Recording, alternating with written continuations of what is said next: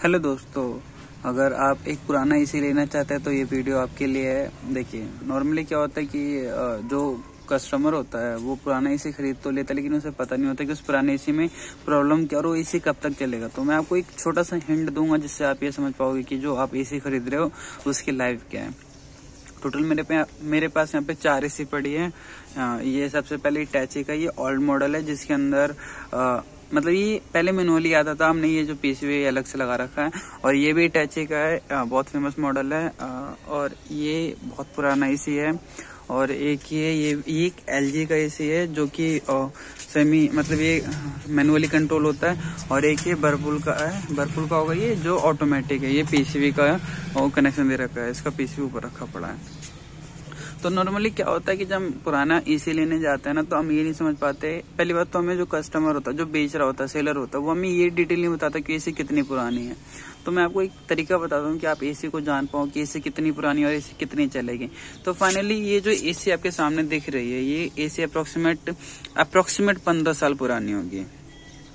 अब आप कहोगे कि मुझे कैसे पता कि 15 साल पुराने होंगे। तो सबसे पहले मैं इसकी कॉइल की कंडीशन देखता हूँ। ये कॉइल बहुत अच्छी है, मतलब पहले बहुत कॉस्टली आती थी ये एसी। तो ये जो एसी आती थी पहले कॉस्टली आती थी, और जो इसकी कॉइल है ना, ये इस कॉइल की, ये देखो, ये नई एसी है, ये ज्यादा 7 साल पुरानी होगी। टैची की बहुत फेमस एसी है, मॉडल ये।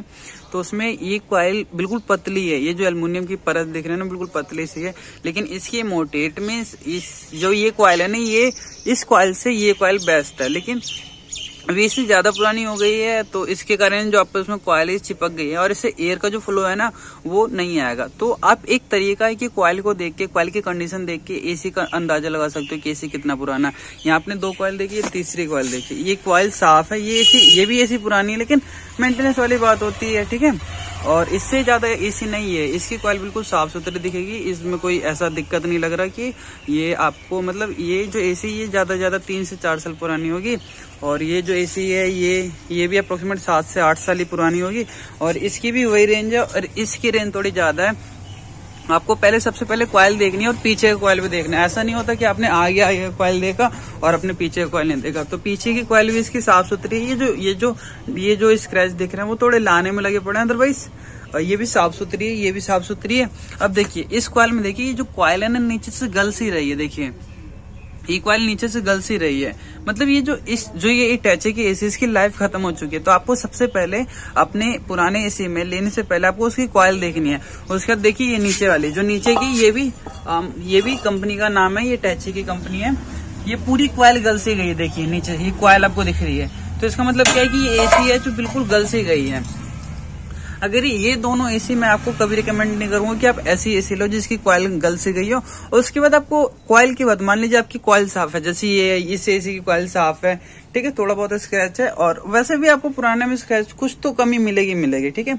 अदरवाइज आपको कॉइल सबसे पहले देखना है, क्योंकि जो एसी का सबसे कॉस्टली मटेरियल होता है वो कॉइल होता है। अगर एक कॉइल आप लेने जाओगे ना, फ्रंट या बैक का, तो आपको 4,000 4,500 का पड़ेगा, ठीक है।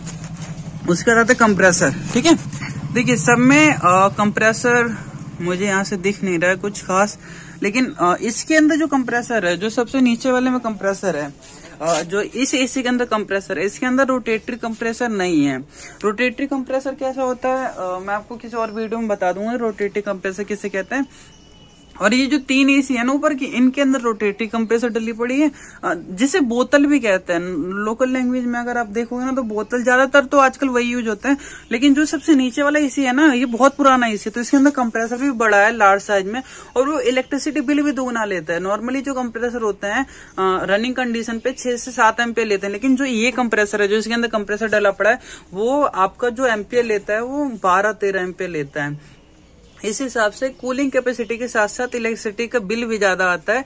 तो आप ऐसी एसी ना ले जिसका कंप्रेसर बड़ा हो, जिसका कंप्रेसर लार्ज साइज हो, क्योंकि उससे इलेक्ट्रिसिटी बिल है वो भी ओवरऑल ज्यादा आएगा।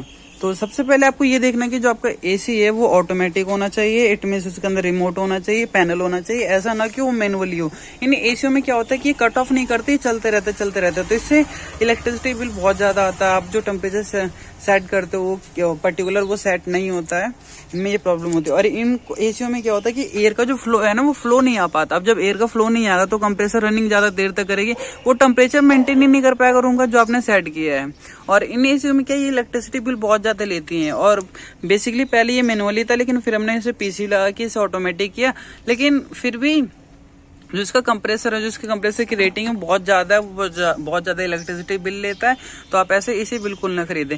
आपको एसी खरीदते समय, पुरानी एसी खरीदते समय कुछ बातों का ध्यान रखना। सबसे पहले उसकी कॉइल साफ होनी चाहिए, और कॉइल साफ होने का मतलब क्या, क्लीन होनी चाहिए। उसके बाद क्या है कि जो आपका कंप्रेसर है वो रोटेटरी होना चाहिए और वो ऑटोमेटिक होना चाहिए।